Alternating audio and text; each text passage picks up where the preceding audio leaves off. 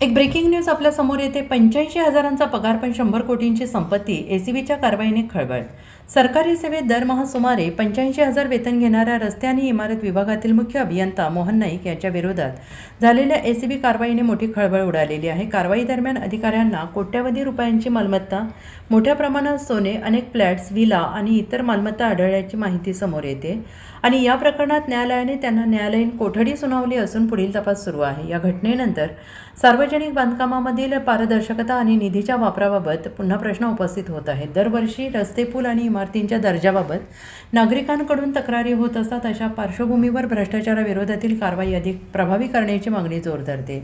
दरम्यान सांगली जिल्ह्यातील विविध शासकीय बांधकामांबाबत वेळोवेळी नागरिकांकडून आणि सामाजिक कार्यकर्त्यांकडून टक्केवारी, कामाची दर्जा आणि आर्थिक अनियमिततेच्या तक्रारी केल्या जात आहेत. या तक्रारींची निष्पक्ष चौकशी करून सत्य जनतेसमोर आणावे अशी मागणी होते आहे.